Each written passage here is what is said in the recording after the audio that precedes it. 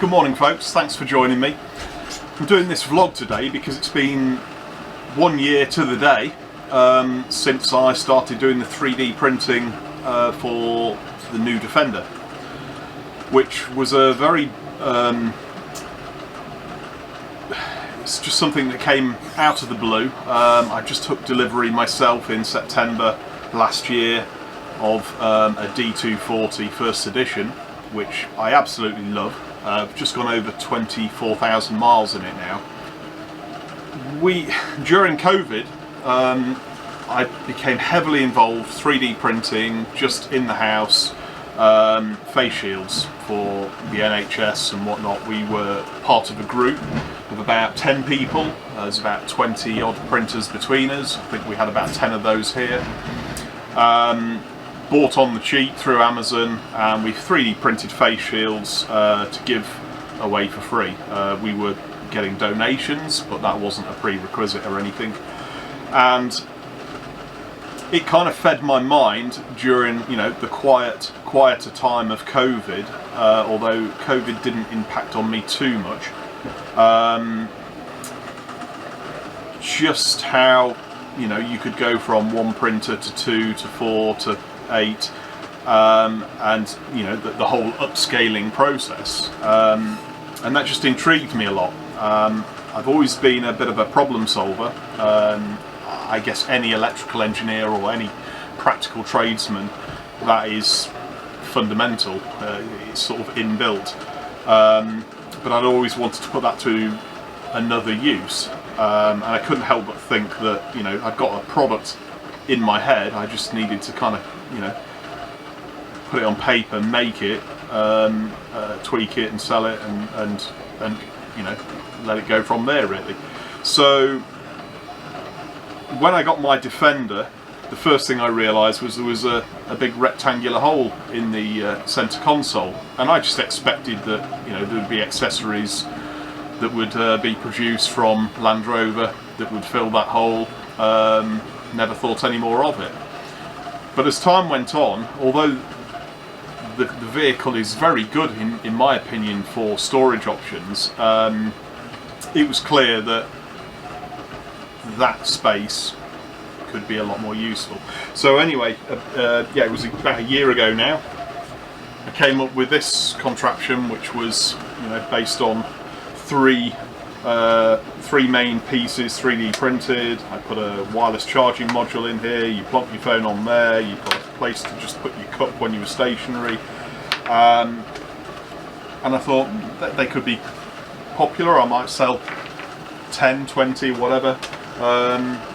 Anyway, I sent them off to Simon at Powerful UK. We all know Simon, he's a great guy, love his work, love his ethics, and I really like his sort of unpolished approach to us enthusiasts, and also his offering. Anyway, he liked them. We discussed a few tweaks on them. The ultimate product ended up becoming this. This is hot off the press, so it's not got the gels or the charger in, but it's a single piece, nice and strong. It's heat resistant. Must have sold, getting on for about 900 of those now. They've been a very popular addition, and that's where it all started, as a lot of you know. My first few customers, I'll mention a few names: Andy Ludford, John Fannon, Barry McGuinness, Nigel Simpson. They all bought the first one. I quickly realised myself that there were some limitations to it, some tweaks needed making. I just sent them the latest version because I appreciated their initial business and interest, and I think they ended up getting a third edition after that, because lessons were learnt, like most new things. So thanks for them, thanks for the early adopters. That's helped sort of feed this thing on a bit more. So a lot of people, I don't know why, are interested in who Tim Cieslik is. Well, I'm a skydiver, I'm a mountain biker, I'm an electrical engineer. As you know, I work in big solar fields. I used to have a European role for Schneider Electric as a projects manager, and quickly realised that I used to be self-employed. I'd gone to an employed position, decided actually I much prefer being self-employed. So went back to doing my electrical engineering business. The company is just me, and Defender3d is just me.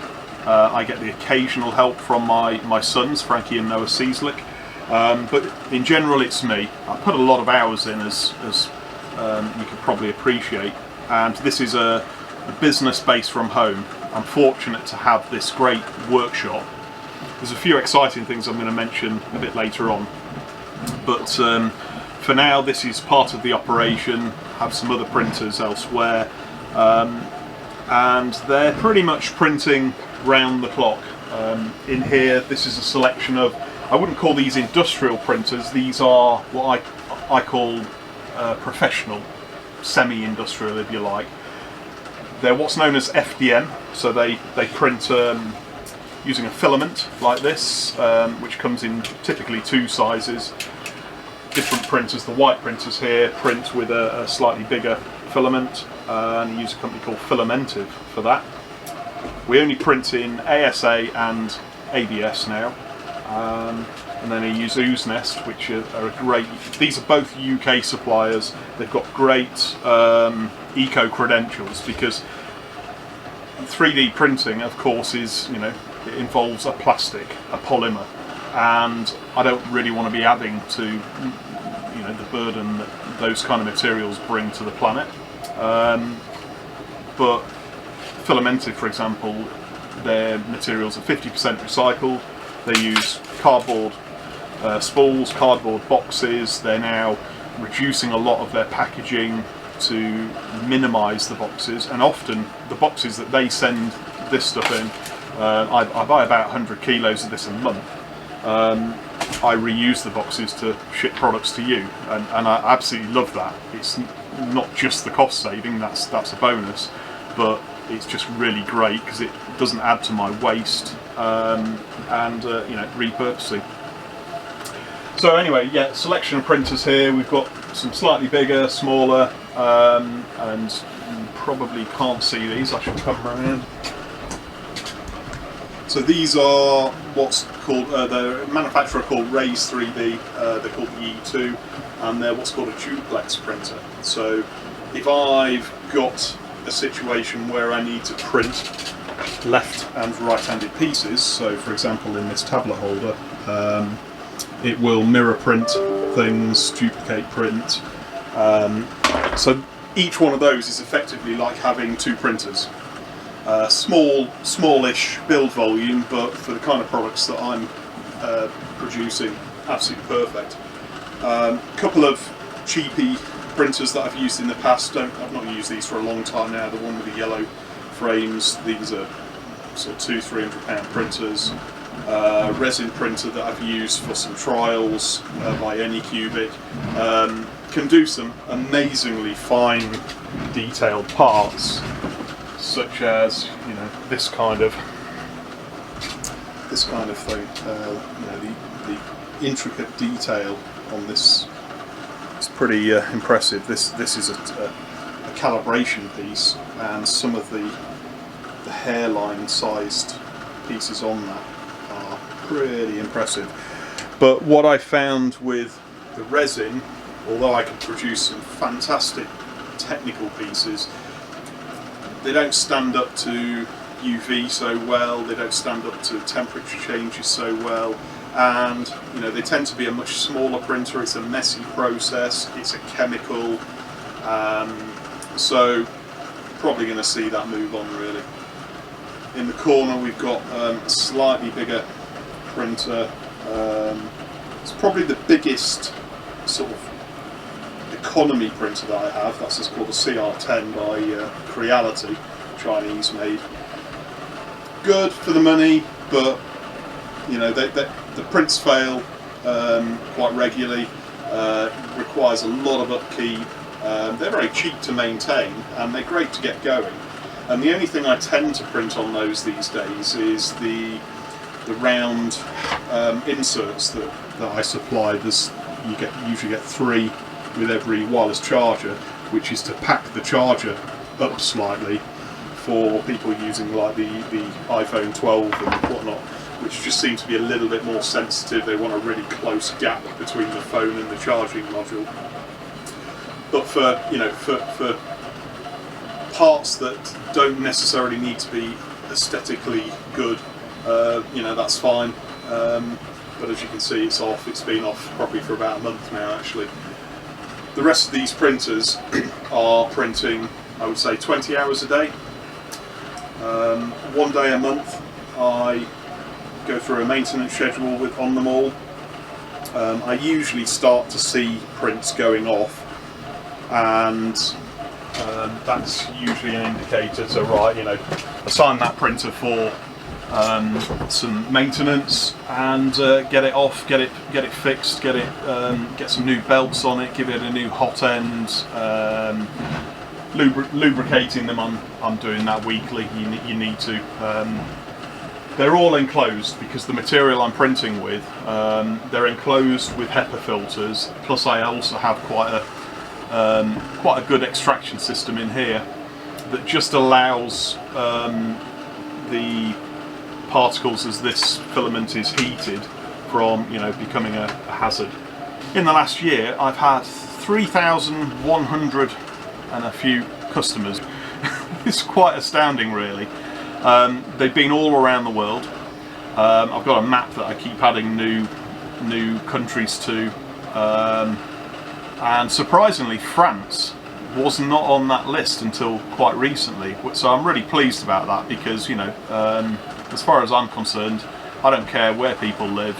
I don't care about politics and whatnot being a divide.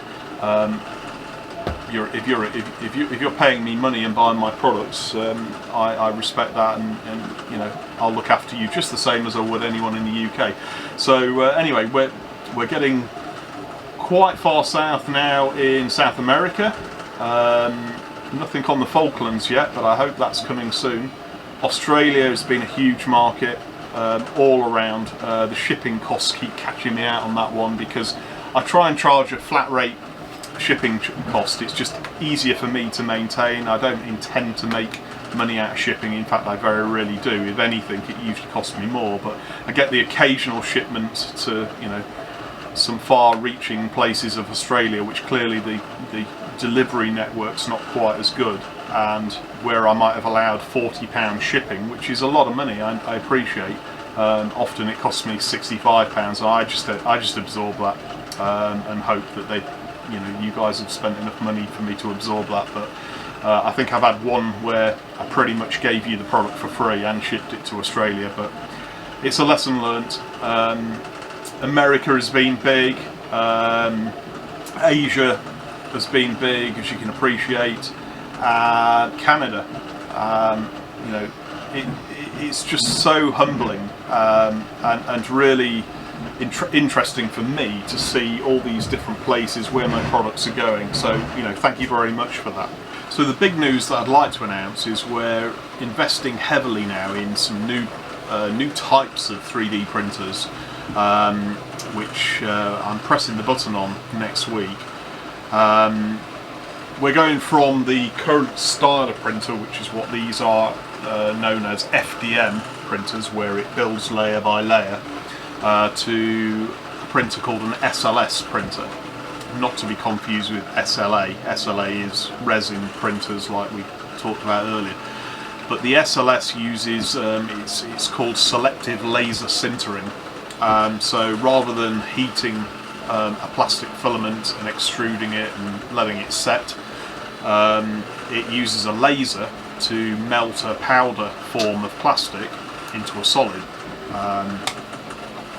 This style of printer has been around for quite a long time, actually, but it's been so cost prohibitive that, you know, small operations like myself, it was just too cost prohibitive. But there are some new products that have come to market over the last few years that really have brought the price down. They're still quite a high price point, but with that comes a lot of benefits. The benefits are quality, strength, the design the technical design that can be achieved, and also volume. So I'm basically investing in these printers, which we're just clearing a space for at the moment because they're a little bit bigger. They don't necessarily print bigger parts. 3D printing doesn't tend to suit the big part market, although some printers will print quite big parts.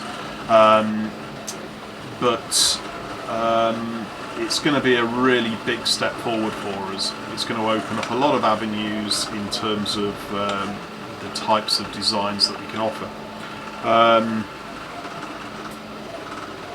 The printers that we're looking at are manufactured by a company called Formlabs, and they produce the Fuse 1 and the Fuse Sift machine. And as I explained, we're now going from a filament-based printing technique to a powder-based printing technique. So this is actually known as additive manufacturing, or AM, additive manufacturing, printing a material known as PA12 and PA11, which are nylon based, so very strong, very durable, very heat resistant, chemical resistant, water resistant, so on and so forth. A lot of processes can be done to it afterwards to smooth it, polish it, dye it, so stay tuned for that. I've got a little product here which I'll just come round and show you.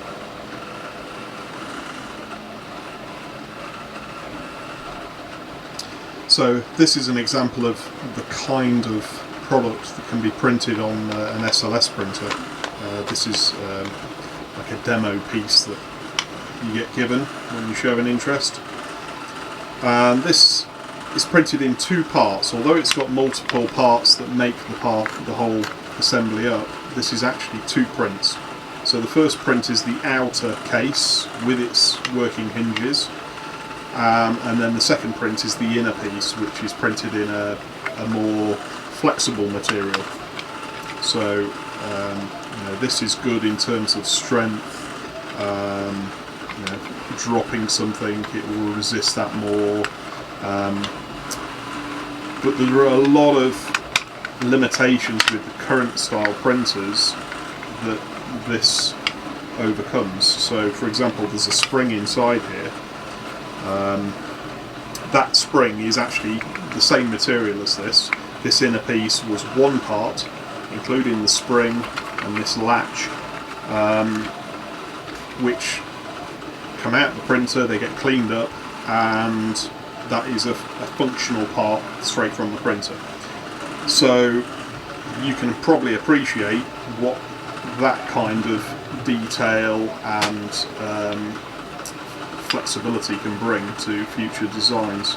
So stay tuned for that. It's probably going to take a month or so before we get things into production. It might mean that I redesign some of these parts, but only to streamline my manufacturing processes. FDM printing will still suit the need for, the likes of these storage bins, for example, possibly even the wireless charge trays. Until we try those, there's a lot of lessons to be learnt there, so we'll see. But certainly that kind of part will end up being printed as one complete part. There will be no I use black stainless steel screws, nuts and washers on all my products, but there'll be no need for that on some of these parts. So that's really interesting. Likewise, things like tablet holders, it's possible that I can come up with a design where this is a sprung-loaded system. So you just put your device in there, you close it together, and you just do one thumb screw, for example, or one latch, or some locking mechanism, and then releasing it is a lot quicker as well. So there's a lot of flexibility there that's going to come with these new printers, so stay tuned. So if you've made it this far, I think you should go and get yourself another beer, pour yourself another glass of wine, because you deserve it. I appreciate your attention. Before I end this video, I just want to put out some special thanks to various people, in no particular order, and if I do miss anyone, I really do apologise. Firstly, Stephen Firth in Canada. He's a past customer and an advocate of my products. Really appreciate him sharing feedback, videos, and just generally promoting the products. John Fannon, who set up the Defender Mods, new Defender Mods Facebook group, he ended up adding me as an admin, and I've been really grateful for John inviting me along to do the admin. It's also enabled me, of course, to promote my products, which is great. Andy Ludford, he's a customer and also a strong advocate of the products, gives a lot of feedback, and just it's just really nice when people such as Andy, John, Steve, I don't know these people as friends. I'd like to think that they are friends now, but they're independent customers, so when you get great feedback from people like that, it's great. Alan Spiegel and his partner in Atlanta in America, he runs a Instagram channel called After the Land Rover Experience. A lot of followers, actually. It's gaining a lot of traction, and Alan has been on several big expeditions recently. He's really kitting out his white Defender L663, really pushing it, which is great to see. And he was the recipient of the first triple ball clamp, dash clamp, and a strong advocate. And I've had a lot of custom from Alan's feedback. I've also gained more and more followers through Instagram, so thank you very much, Alan, really appreciated. Powerful UK, it goes without saying, but it kind of all started with the interaction between myself and Simon, and Simon and the team, so Tyler, Caroline, Sally, Ben, to name a few. They're continually placing orders, and I'm very grateful for that. Big orders mean a smaller margin per unit for me, but ultimately it's getting my products out there. It's helping them add another product to their already expansive range of other products. But this is how it should be. We've kind of all got to look after each other. Really, it's not about being competitive against each other. People might buy my rear load space light and then end up buying body trim off Simon as well, and vice versa. So it's great. It's great that we can have that kind of relationship. So thank you.